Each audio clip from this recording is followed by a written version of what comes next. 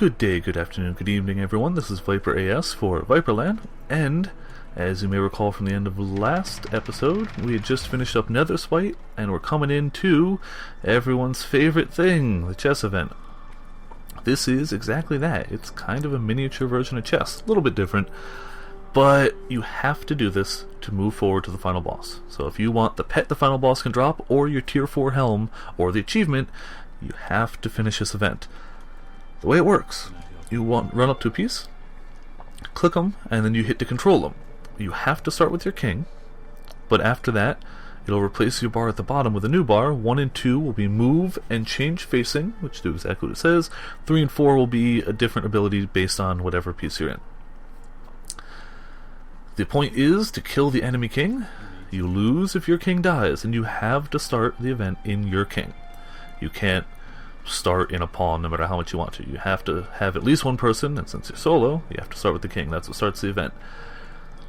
There's a method that I use which has about 75% victory, but nothing is perfect because this is a very random event. Even with full groups, this wipes all the time. If you wipe though, it just resets. It doesn't kill you, so no durability loss.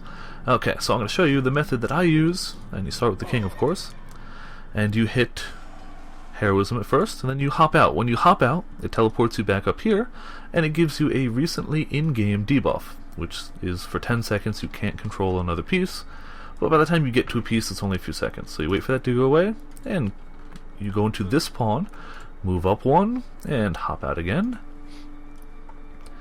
Then you go all the way back to that horse, and move up 2 and left 1, as you imagine a horse in chess would. When you're not in a piece, they won't move, but they will kind of act on their own. So if something gets near them, they'll fight it. If abilities are usable, they'll use them. That type of stuff. Heroism on the king ups the attack speed and damage, I believe, of everyone around them. I forgot about the debuff. Then you always have to make sure to hop into this guy. No matter what else you do, you should always hop into this one and move him up 1. Sometimes Medivh, the enemy player, the guy who owns this tower, it's kind of his place. It's kind of dead, it's just a deco, but he will cheat, which is not like regular chess. Damn it, I hate when the king goes that way. That always screws me up. He will cheat, and he will put fire under 3 of your pieces. That does a lot of damage. The reason we moved that guy forward is so when he inevitably puts it under the king, you can just move the king forward. It's worth moving this one too, because it's nice to save the conjurer if you can. Your conjurer does quite a bit of damage, so he's a good one to save. But the king is always going to be the priority. He is the important one. So you always want to make sure there's one space around him that the king can move to, somewhere. Usually it's when Medivh says something, he'll do it. That's what I'm kind of waiting for. Because the pieces kind of do their own thing anyway. It's not a huge... I'm going to move this guy over to the left. Or forward and left if I can. I don't know if I can. Yeah, I can. Oh, damn it, he's facing us the wrong way. So, that's what their other ability does. Their 2 button. Oh, Medivh's gonna do something. There you go, fire under the king. And under 2 pawns, which are utterly, really, sacrificable. I don't care about them. So make sure, as soon as humanly possible, you move the king out of fire. It is a really, really terrible thing to leave him in the fire, and I'm gonna turn this guy to the side when the debuff goes away. These pieces will only fight what's ahead of them, whatever way they're facing. So if they're facing the wrong way after you move them, you have your 2 button, which will change their facing to another way. Kinda helpful. Kinda mandatory if you're going to move anything sideways. So that's that king. They're at full health. We're at 142. I'm going to put a focus target there, just so I can keep an eye on them. Okay, so the health is looking pretty good. Normally, their king will come down one of these 2 lanes and make it really easy to fight against your king. However, sometimes he goes over to that side too far, and it can make it a pain. Oh, it may be worth noting, the fire, of course, does not hurt their pieces. It only hurts your pieces. So he's moving forward a little bit. He'll soon be within range of the charger, so for a little bit, I'm going to hop in this guy. Other than the basics of this plan, which is move those starting pieces in that order and always keep the king out of the fire, you're kind of free to do whatever you want, but the pieces, to a degree, kind of handle things themselves. Why is the charger taking... Oh, he's got a guy on his side. So I'm going to mash heals on the charger just to try and keep him alive a little bit longer. And then when a guy gets within 3 ranges, the cleric can shoot something forward. But they're on the same cooldown. So if your heal is under 5 seconds cooldown, and you use this one which has a 5-second cooldown, it'll give you a 5-second cooldown on the heal. So if you're trying to maximize heals... I think he's going to cheat again? Yeah. Echo of Medivh cheats. Okay, this is one of the other things he can do, where he can energize some of his pieces.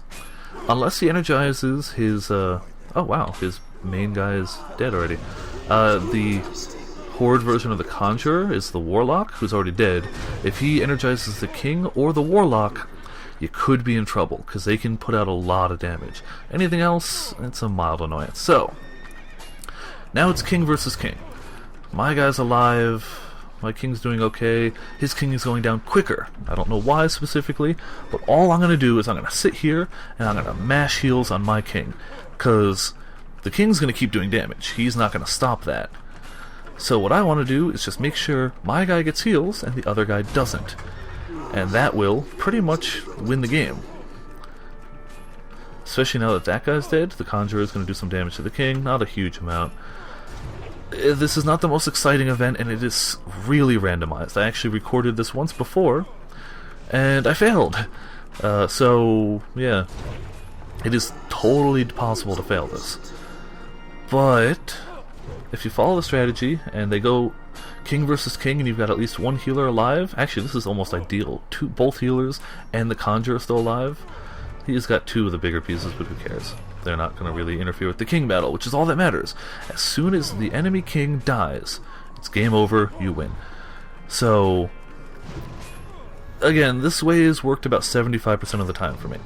You move the second to last pawn forward, horse up and left, pawn in front of the King, pawn in front of the King forward, then you wait to move the King until Medivh cheats. Oh, he's cheating again. I think he just buffed the same pieces. And we win. You hop out of a piece, and your loots for this event are down here in the chest. Usually... the shield didn't drop. I was going to say usually the shield drops. You are also silenced while you're in this area, so you gotta wait until you're into the next area a little ways before you can cast anything. So, I may as well just make the final boss part of this, because it goes really quick. I was going to make Chess Event its own thing, but it would be silly to make the final boss its own thing, because it's only going to take another minute. Silence is worn off, we cast our abilities, and we go through here. There's like 2 trash pulls before the boss. That's it. Honestly, if you can do the Chess Event, that's the hardest bit of this. Apparently, if you have a Goblin Glider, or the, not Goblin Glider, but the Engineering Glider, there is a way to glitch past that. I, however, don't like doing those types of things because I don't want my characters deleted. But there are videos on that if you're going to look that up. I think it was actually also a post on Reddit. So, worth looking into. Either way, you kill those 2 trash pulls and you go down this hallway into the big room with the final boss, who was back in the day a huge randomized thing. During bits of his fight, if it takes too long, which it probably won't, he will drop infernals from the sky, and they will land and just do an AoE, and they will stay there forever until he's dead. And depending on the placement of those, it can really be difficult. Otherwise, he'll sometimes energize his fist or pull out different weapons and do more damage. That's about it. It was really always about the infernal placement.